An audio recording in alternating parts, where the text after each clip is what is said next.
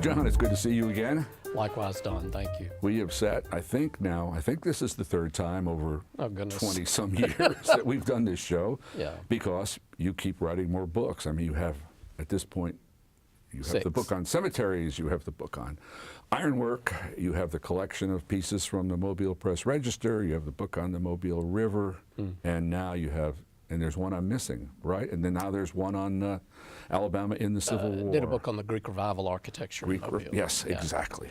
I forgot about that. Your job, you are becoming the go-to person for Mobile. And your job in Mobile is what?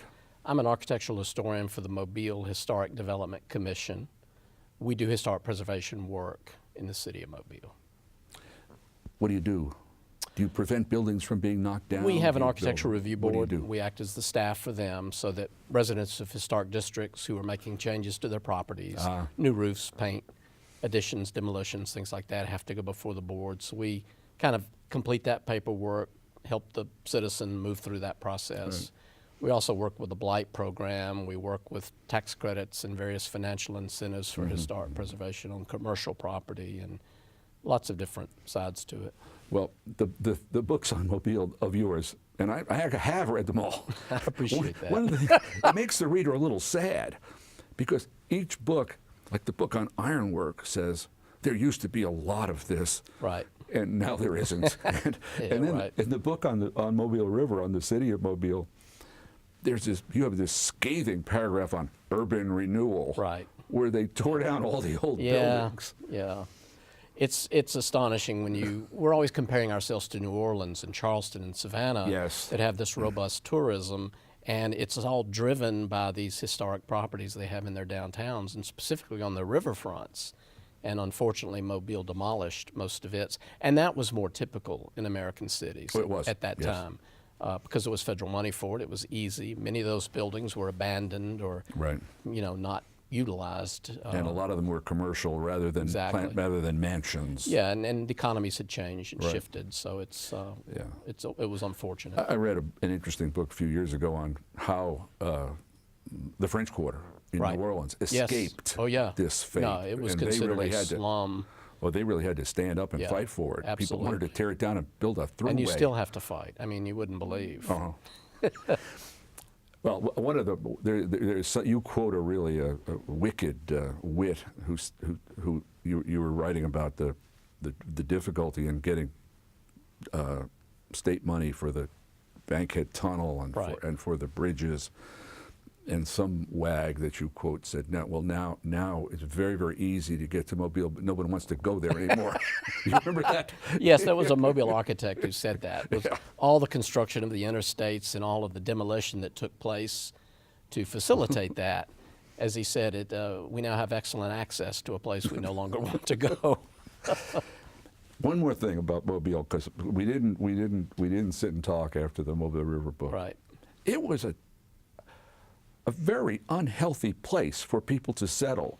Those early chapters, apparently Europeans would go to Mobile and die. In great numbers, yes. And Indians too before that. I mean, it was, they suffered from various epidemics and then even more that the Europeans brought.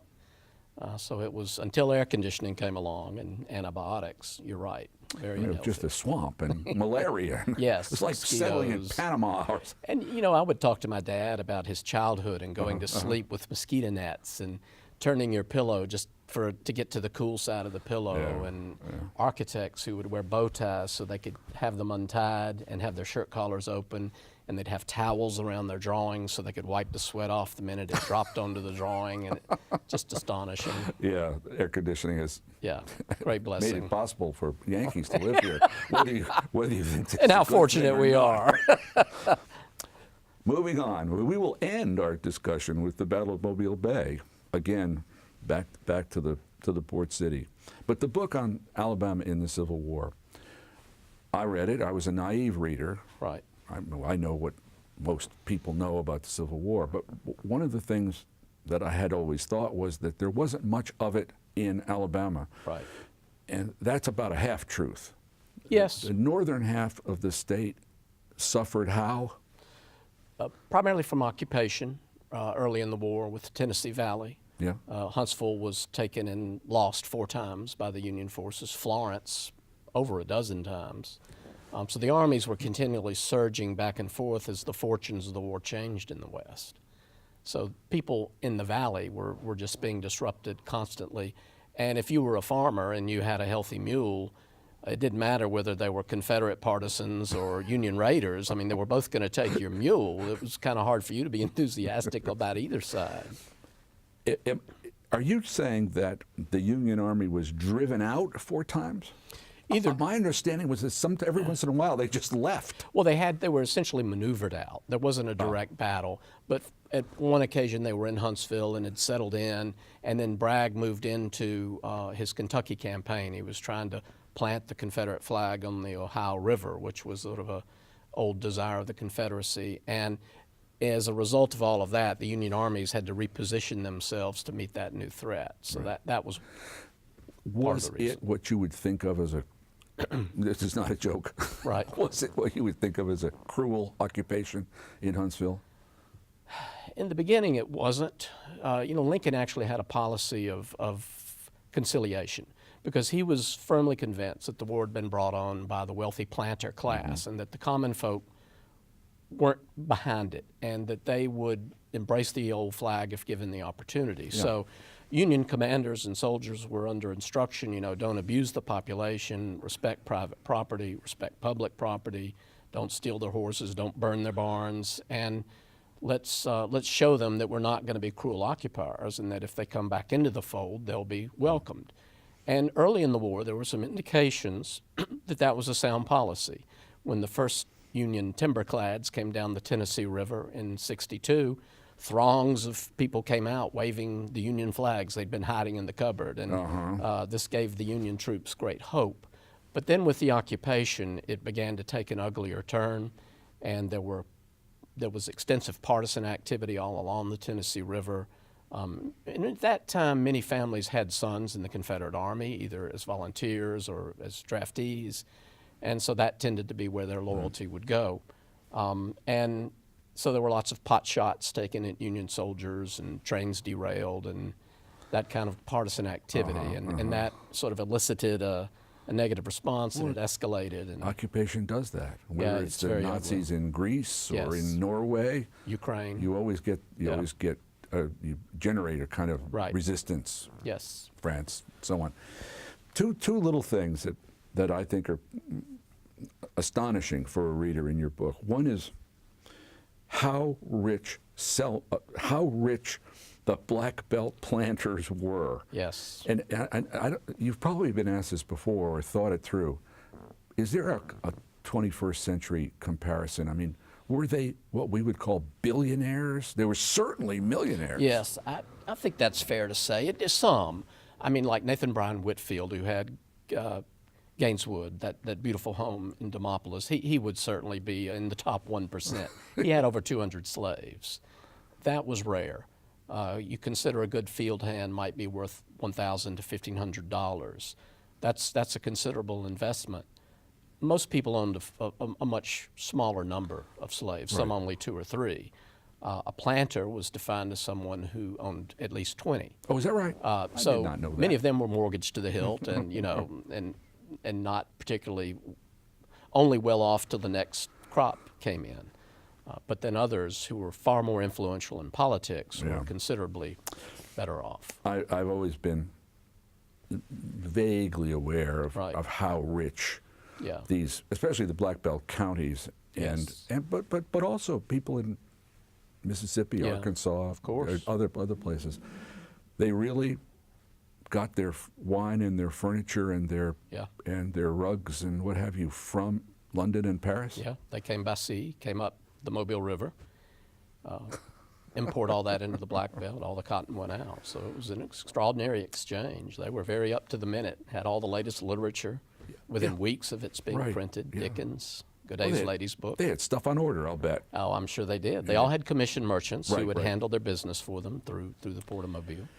Well, these good times, when the Union Army was busy in Virginia and at Vicksburg and in Tennessee, the good times ended. And finally, Central and South Alabama get their turn. Right. What I found most illuminating thing, one of the nice things about reading any kind of history is, you read along, you read things you do know, and Right. then once in a while you think, oh, look Right. at that, I didn't know that. I had no idea that Briarfield and Selma were as industrially advanced Yes. and as productive as they were. I mean, can you yeah. talk about what was going on in these places? Well, central Alabama was and northern Alabama, but around Birmingham, Jefferson, Shelby, Bibb County. I mean, everyone knew there were rich iron ore deposits there and coal and things like that, and they had only begun to be exploited during the 1850s. And then with the onset of war, there was this acceleration that we've got to get all these things up and running. We're going to need an industrial base because all of that virtually was in the north. So by the middle of the war, the mid-1860s, Selma was a white-hot economic and industrial engine. And you had things coming down from Briarfield and Tannehill and the collieries and so forth around Birmingham. Well, there was no Birmingham then, it was Ealaton. But Yeah, there were all these foundries and furnaces, and just all of that could be railroaded down to Selma and melted down and turned into cannonballs and cannons and ironclads and muskets and anything and everything. Actual pistols and muskets, or would we say rifles? Well, they were called rifle muskets, but they were rifled. Were they muzzle loading? They were in That's the beginning. very slow. Very slow. You could typically a couple of rounds a minute that a trained infantryman could fire. That's why by the end of the war, the Union had such a terrific advantage, because they came with these Spencer repeating rifles, which had a metal tube that held 7 rounds, and it went into the butt of the weapon, and you would drop the lever and feed them in with each shot, and you could lay down 10 or 15 shots in very little time. So it was an overwhelming force multiplier, and the Confederates called it the damn Yankee rifle. You load on Sunday and shoot the rest of the week. Aha! Should have thought of that beforehand, that kind of thing. Yeah. But that's what we learned from history. Right. Well, new technologies come out of these things. Well, I was amazed at how much industry, how much technology Right. there was. Right. And Selma was lost without much of a fight. It was a sharp, brisk fight, but short. The Confederates had really beautifully defended it. It was heavily fortified. There were cannons out there, large caliber weapons. You just didn't have the men to back it up by that point in the war. By the end of the Right, war, right. everybody was captured or killed or wounded or on parole or something. And so you had old men and boys and maybe a few convalescent regiments and worn out cavalrymen. There wasn't enough of a force to man the works. Yes, So they were immediately overrun. that is, of course, that is the case. It's just, when I read that, I thought, the way you presented Selma and Briarfield and Right. so on, as crucially important. Sure. The fortifications were beautiful. Yeah. But they had forgotten to send the army. Well, and the Confederacy would shoot itself in the foot. I mean, local commanders were continually complaining that their troops were being drained away, that they would need if Mobile was attacked, for instance, or Selma. But then in Mobile, the local commander, a guy named Murray, actually asked permission of Richmond to enroll the Creoles. Those were the free blacks, Right. who were the sons of colonial planters and their black mistresses. And this went back to Spanish times. These people's freedom was codified in a treaty between France and Spain when that part of the world became U.S. territory. And the Creoles wanted to volunteer and serve. Many of them owned slaves themselves. And Richmond told Murray, we cannot possibly do that. Our position before the world will not allow us to employ Negroes as soldiers. And Murray wrote back and he said, well, I think you have a misunderstanding about who the Creoles are. Right. He's desperate for manpower. He said, let me give you a little history lesson. So he talks about all of that. And he said, I think they'd make excellent artillerists, if I'm saying that right. Richmond said, no, sorry, no can do. So that was a source of manpower that just went begging, unfortunately, And because of the bedrock they racism. had been of free the- men for perhaps generations. Oh, sure. Even, sure. 100 years. Now, our friend, the now much lamented Eugene Walter, Oh, yes. used to love to talk about Mobile during the Civil War. Right. In fact, I remember he said to me, he said, why, Don, Mobile during the Civil War was more real to me than it is today, this red hot minute. I can hear him. Yeah. Yeah, for him it was true. Sure. But one of the things in your book that brought that memory back to me of Eugene was that Mobile suffered during the war. They suffered from a lack of ice. Right. They suffered from inadequate shipments of wine. They suffered from insufficient cigars. Yes, we do like our good times.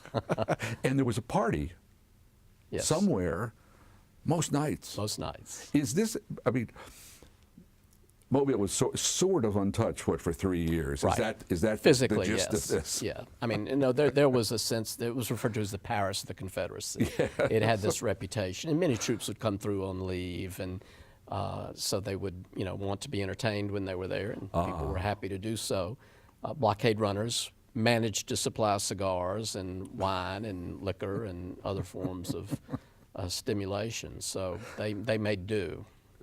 I think it'd be a wonderful little play you could write in which soldiers eligible for leave hope they get sent to Mobile, because that's really the hot spot. It's interesting. For R&R. The novel Eugene was supposedly working on when he crossed the bar was called The Blockade Runners. And I've actually read a very short, I guess, a sort of precursor to it in Bottega Oscura, where he writes about the traffic between Havana and Mobile and what life was like for these men that were on those ships. Not our subject at the moment, but the traffic between Havana and Mobile. Right.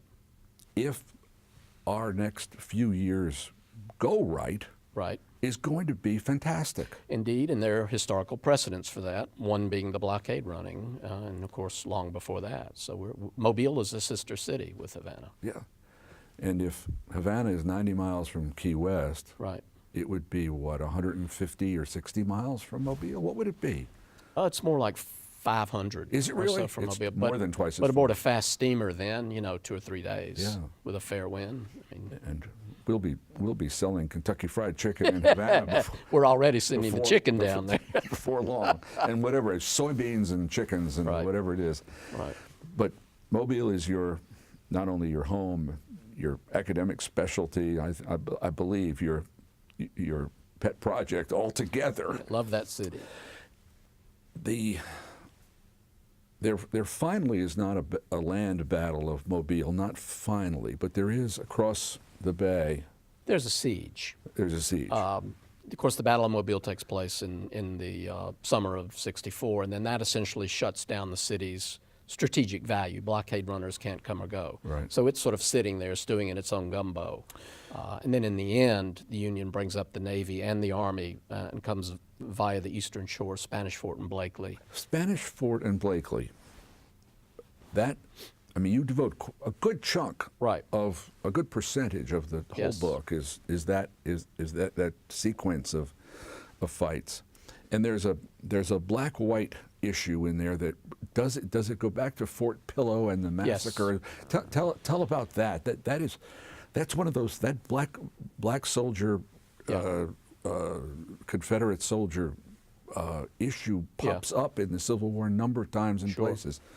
Well, by the Battle of Blakely, it actually took place 9 hours after Lee's surrender at Appomattox Courthouse. So it was a needless battle, yes. but it was the largest land battle in Alabama's Civil War history. There were 16,000 Federals who made this immense charge over this broken terrain and 2,000 or 3,000 Confederates behind these earthworks. So it was and just this explosion of violence and activity.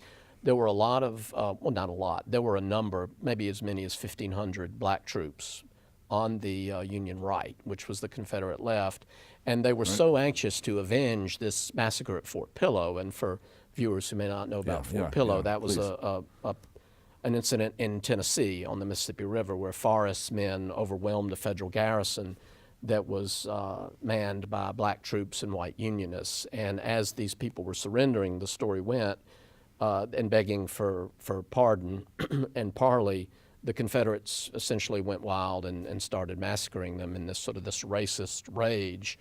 And it really tainted Forrest's reputation at the time. Yeah. He never got out from under that. Of course, the Klan and all that would come later. Right. And many of the black troops at Blakely, as they were charging, were saying, you know, remember Fort Pillow. So they were determined to avenge this stain on their honor, and actually began clubbing down and shooting Confederate prisoners who had thrown down their weapons and asked for quarter. And there are stories of Union officers, of course these black regiments had white officers, actually holding their pistols to their own men's faces, in some cases shooting them. It didn't get completely out of control. You know, at the end of any battle there's a lot of confusion, but the officers managed to get control. And then not all the ex-slaves that were in blue uniforms felt that way. Others found their former masters and embraced them and expressed concern for their welfare. So you see the whole human palette of emotions running rampant there. It's just horrible that both the Battle of New Orleans, for example, and the battle at Blakely, right, both in each case occur after the war is over. Right. I mean, really, we just got to invent the telegraph. I mean, just think about Andrew Jackson, right, exactly, and the Battle of New Orleans, which the war technically over, and this bloody mess. Right. In Spanish Fort and of course, the argument there, to go back to that, is that it's doubtful, even if the British had known the war was over, that they would have given up New Orleans had they taken it. It would have been too valuable a prize. So much for the treaty. We'll rewrite that. Yeah, we win the battle. We'll right. So I don't really know that would have made much difference. So we're down to the last significant battle, the great one, the Battle of Mobile Bay. Yeah. Everybody needs to know what a torpedo is. Basically a beer keg, tarred on the inside, filled with gunpowder, and a priming cap on the outside. Because, you know, in my hometown in New York, the main street running right through Hastings-on-Hudson is Farragut Avenue. Interesting. And he was not from there, but he was honored there. It is Route 9 that runs from New York City north to Albany, and my section of it was Farragut Avenue, and I had only one thing I knew about Admiral Farragut, and it was, damn the torpedoes, full speed Tom ahead. Petty put out an album by that. Everybody thinks right. that the Confederate Navy was somehow shooting torpedoes at Union gunboats. Too bad they didn't have torpedoes. They were floating mines. Yes, they were what we would call mines. Were they anchored to the? Some were just floating free or had broken loose. And the way they would work is if a vessel hit that percussion cap, it would spark on the interior and it would explode. But luckily for Mr. Farragut, a lot of them didn't work. Right, it's true, right? It's true that pterodactyl worms and leakage and things like that had spoiled them, so the majority of them didn't work. Oh. Luckily for Farragut. Yeah, I'll say. Could have been a different outcome. It was interesting. I was reading along, and I don't think of you as a biased historian. I don't. That. But I think of you as a patriotic historian. Right. Because, I mean, you will take an opportunity to see the good side of Mobile in particular, and local history, which was perfectly sensible. Sure. But then, this isn't going where you thought.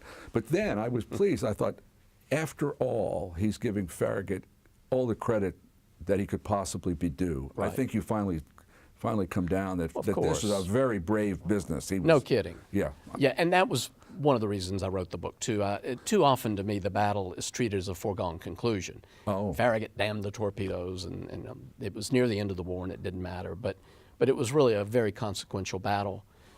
Its outcome helped determine Lincoln re-election, along with the Battle of Atlanta.